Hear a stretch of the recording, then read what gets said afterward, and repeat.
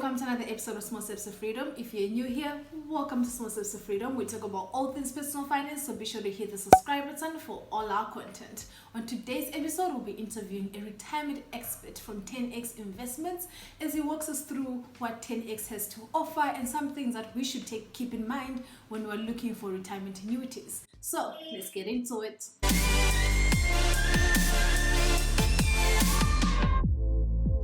Thank you so much for agreeing to be interviewed, for volunteering actually to be interviewed here. Maybe you can introduce yourself as well. My name is Kwesi Jackson, investment consultant at 10X Investments. I've been with the company now for a year and 7 months. I studied business administration at the Tsiba Business School, and I am currently doing a postgraduate in financial planning.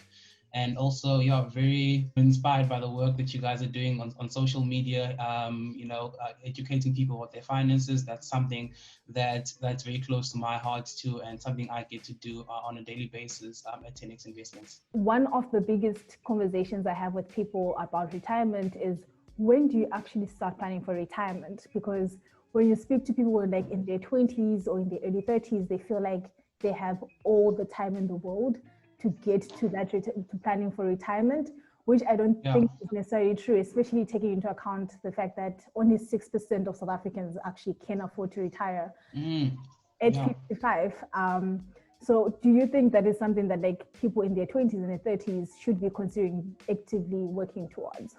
No, most definitely. It should be, I think, priority. It should be the first thing, you're actually doing. I remember in 2018, I did my first internship as part of the course that I was studying back at Tsiba, and luckily my first paycheck came the month that it was my birthday, and for my birthday, I took about it was a very small amount back then. I think it was roughly 4,000, and I took 1,000 rand, to put it in my retirement savings. So people should definitely start as soon as they can, for saving for retirement. Because the one thing I always say is that, every day we are alive is one day closer to retirement. And, we're not getting any younger, as much as people, don't want to hear that. And, the sooner you start, the better. Because, the assumption is that when you're in your 20s, you should be saving at least 15%. Right, and if you leave it to your 30s or 40s, then that 15% is no longer 15%. Then it starts becoming 20 or 25% or even more than the 27.5%, just to try and catch up. And if you leave it in your 20s, in your 30s, people get married. There's cars, there's houses, medical aid, and before you know it, it's now near impossible to even get as close as possible to that 15%. So from my side, the sooner the better. Exactly. And I think especially when you get to your 30s, that's when like kids get involved as well, which is something a lot of people don't take into account, the cost of actually like raising children and how that impacts your finances. So most of the things that you'd like to be doing investment wise are easier to do before you actually get kids. It's a little tricky when you have kids and like education to worry about. If I can just add to that, I think what we are seeing and probably will be seeing going forward is people moving from job to job, especially young people. And the notion of like sometimes people have pension funds and provident funds, with these companies. And I've had conversations with clients, in their 20s. And they've only started working and they've saved up, let's say 50,000 rand, and they are now leaving to another company and they want to cash it out because you are 23 and they're like, crazy, if I can only touch this money at 55, I'm still young, I've got things to do, I've got goals to achieve now. And that's totally the wrong way to think about things, especially in this day and age where we would be changing jobs, say every 3, 4, 5 years. And it's very important, to preserve your funds now than ever before. And there's also the compounding effect as well to take into account with like starting early, is that like your money gets a lot of time to actually grow and compound. And you probably have to contribute less, I'm assuming, when you're younger than when you are older. So if you can contribute as much as possible, there's been calculations that have been done where it shows, if you can contribute, for example, let's say the first 10 years when you start working, and then just leave that invested for another 30 years, effectively you might do better than someone who starts contributing, let's say at 45, and contributes all the way, let's say to 65, and you just parked your money after, let's say, 10 years when you started, and you just let it grow and let the compounding do its thing. And so, yeah, time when it comes to investment is your friend. So while you are young, you don't have any or much responsibilities.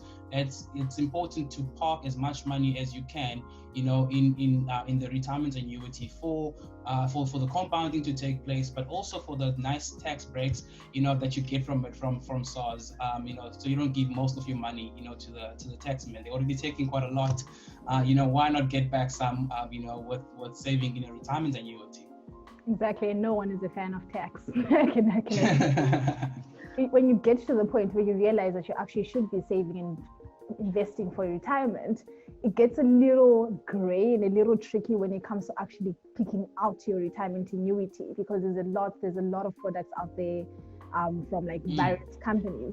So what are the factors that people should really be taking into account when deciding between retirement annuity A and retirement annuity B? Sure. So I think for people in their 20s, and at 10X we call it the three golden rules. This is what you should be looking for.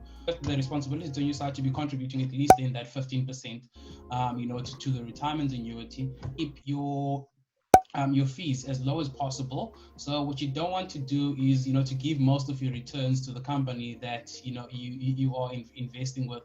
So you want to keep those fees as close as possible, to 1% or below. And then thirdly, you want to look for a high equity fund, because you've got time on your side. You don't want to invest most of your money in cash and bonds. You want to invest your money in equities, because it's been proven that over the long term, which is what you as a person in your 20s or 30s are going to be investing for another 20 or 30 or 40 years, and so it's counterproductive to put your money in cash where you'll be getting, let's say, 6-7%, whereas if you have a portfolio that's very aggressive and has a well diversified portfolio between offshore and local companies, you might be then aiming for a return of, let's say, plus 12%. Exactly. And the fees also do compound as well. That's something that people don't take into account. They just look at it at face value, but they don't do the calculations to see what the impact would be in like 10 years time, because maybe 3% might sound small now, but in 10 years time, when your portfolio is like 10 million rands, that 3% is a lot of money. That's true. That's true. I think what I've found as well, in my time at 10X, is that when it comes to buying investment products, we're not really buying the products. We are buying where these products come from.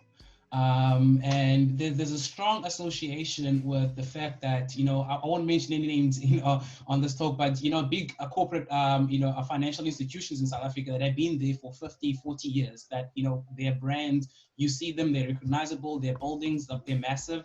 And there's this kind of notion that these companies are the best companies to invest in. And people are not even looking at what these companies are offering. No one is looking at their past track record. No one is looking at the fees, that they are charging. By merely investing with them, you think that you are going to get one of the best returns. And, soon, and now we're starting to see people are moving away from those companies, because, things like, EAC, now clients can clearly see on their statements, what am I actually paying and what am I getting? And it's no longer worth it. And that's why most people, or some people are still moving, away from, the big financial existing companies, into smaller guys, and, into 10X investments. Another thing that actually makes 10X investments very interesting is like one of the unique selling points is the fees specifically, which is something, as you mentioned, is very important to consider when you're looking for your retirement annuity. So do you mind just walking us through like what type of fees 10X charges and what's the highest amount of fees that someone can expect to be charged? Sure. So the maximum amount of fees that one can expect from 10X, from 10X's side, so I think I'm going to break it down. So there's the investment management fee, which the maximum is 0.9%. So for all funds for retirement annuity, for all funds below 1 million rand. right? So that's excluding VAT as well as a trading cost. So if I include VAT as well as a trading cost, then the maximum fee that one will ever pay at 10x is then 1.17%. And we work on a decreasing sliding scale. So once your funds, the funds above the first million rand that you've made, the fees that will be charged on that will be much less than the 1.17%. So the more funds you have, essentially, the less fees in terms of percentage that you will be paying towards retirement annuity.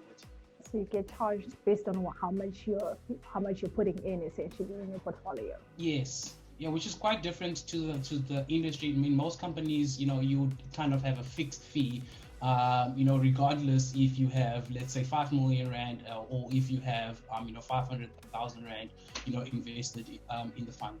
Yeah, and another thing is when you compare the fees that 10x offers, it seems lower than the offerings of other companies, for example, especially the ones that have really established themselves over the years.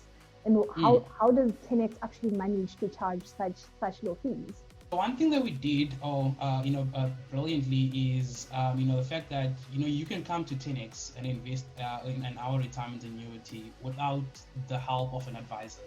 Mm-hmm. You can come directly. We've simplified, our investment offering. And so it's no longer complicated. It's not like, you have to go to one of the big guys and there's hundreds, of retirement funds to choose from, and how do you know to pick from. So we only have, 4 portfolios. And the next thing that we've said is that, you should be investing in the portfolios that we have, will kind of determine how long you're going to be investing. So if you're looking to invest for more than 5 years, then you should be looking to invest in the high equity fund. If you're looking to invest between, 4 to 5, then there's a medium fund. A medium equity fund, and so forth. And so it's no longer difficult for the individual. It's like, how long am I going to be investing? Retirement fund, plus 30 years, high equity. It's easy. There's no complications. And then secondly, then to that, we then we've simplified the terms in terms of what we are investing in. The big guys are charging the high fees. Because they've got fund managers, they've got researchers in terms of the stock selections that needs to go into the portfolio. With 10x, we're investing in index funds, and these are rules that we've set since the fund started in early 2008.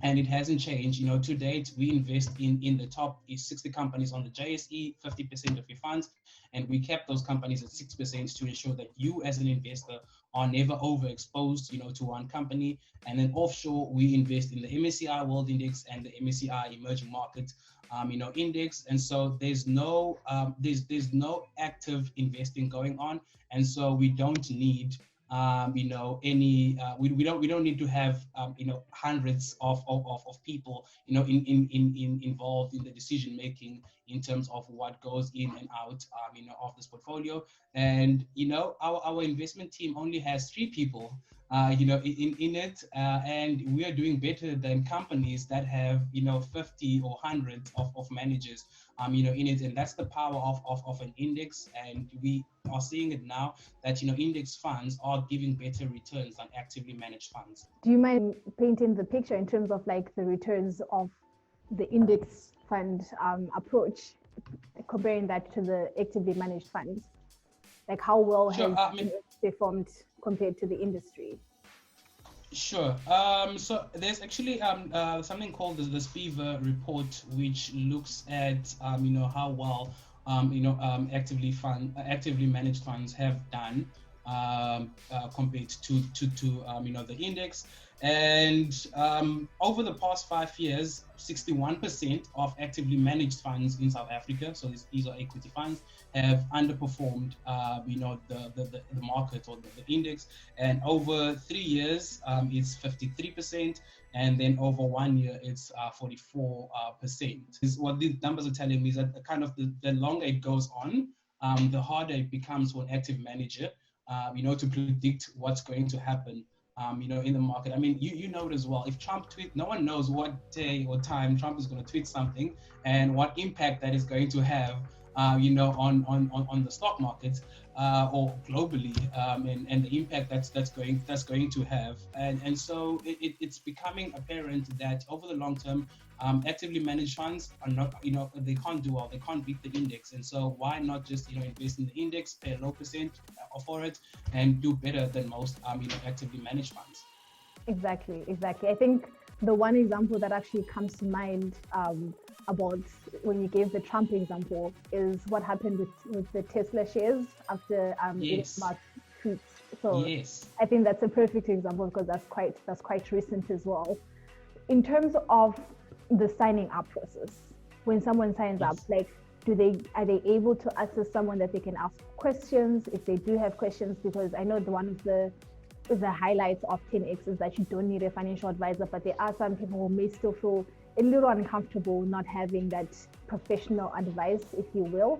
So would they be able to speak to someone to kind of answer all their questions? Yes. So how we've actually set up the business is that you can go onto our website at 10x.co.za and click to speak to a retirement expert, and then we will get a notification on our side that Tando is on the website and she would like you to call her back, and we will then rightfully call you back.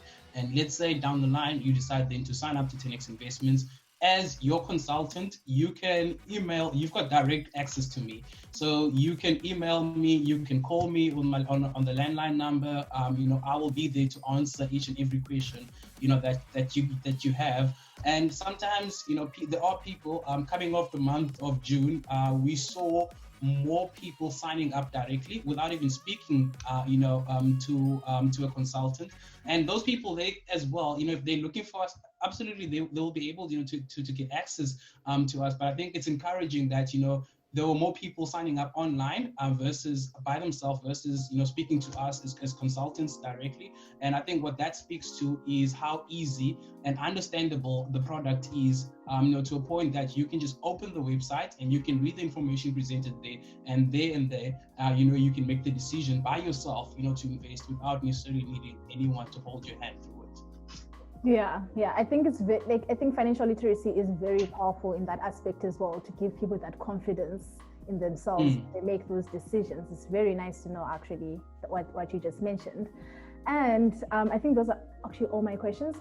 But the one last thing I would like to ask is what like words of wisdom would you share with us millennials who may not be in putting our money away for 50 years or plus? Yeah. No, I think one we've mentioned it. This thing is not complicated, and people I think like to complicate it. I think firstly, start as soon as you can, and secondly, make sure that those fees are going to hurt you over the long term. So if you are paying anything more than 1.2%, you should start looking around more. There's definitely providers in South Africa that are charging much lower than that. And then just let the market do its thing. And I think we saw now during this the COVID period, when the market had a correction, people moving around, and what I would say to that is that when things are tough, just stay put, stick to the plan, don't change anything. Whether we have COVID today, if you're investing for 50 years or 40 years, you are still a long-term investor. So stay within the asset classes which are going to give you good long-term returns. Cool. That's really great advice. That's actually something I could tweet. I will tweet that. This was incredibly awesome. I think a lot of people will find a lot of value in this. Well, thank you for choosing me to interview. It's been a pleasure. Hopefully we will do this again sometime again. Yes. Hopefully. So that is all for today's video. I really hope that you guys enjoyed the interview with Kwezi. He was amazing. I found a lot of value in it, and I hope you did too. Let me know what you actually learned in the comments down below. Anyway, until I see you on my next video, bye for now.